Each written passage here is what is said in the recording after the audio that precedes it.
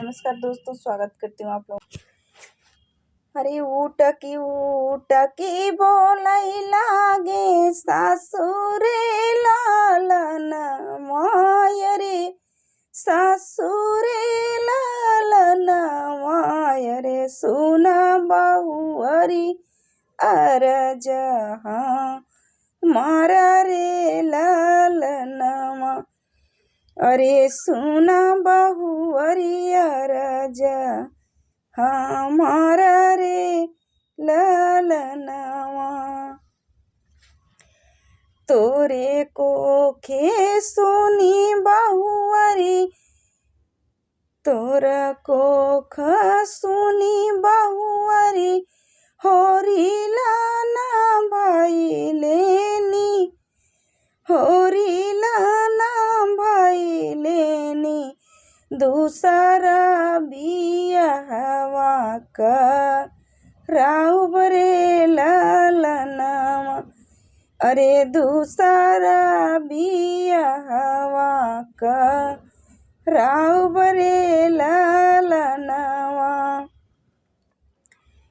हमारे बेटा ना का दूसरा बहुरी आए दूसरा बहुरी आए वही को खजनमी होरी लाल रे ललनवा।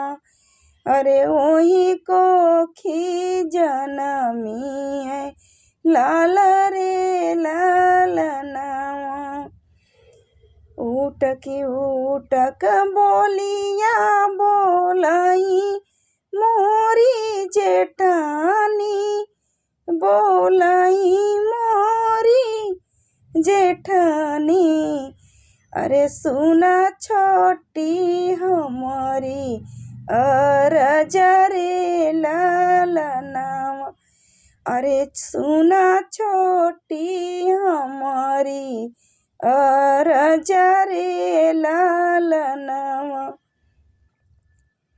तोहरे कोखी सुना छोटकऊ होई ना होरी लवाय रे होई ना होरी लवाय रे देवरा करबई बिया रे ललनवा।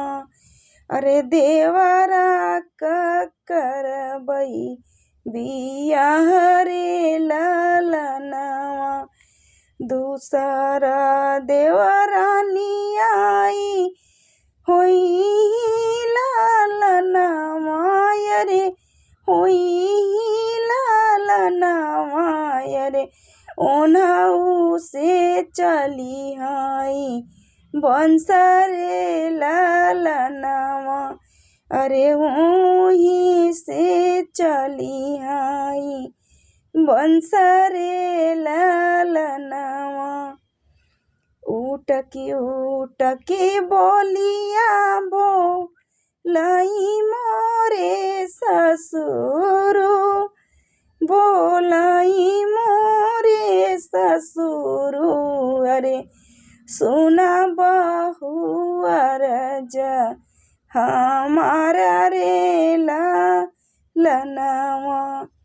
अरे सुना बहु अरज हमारा रे ललनवा।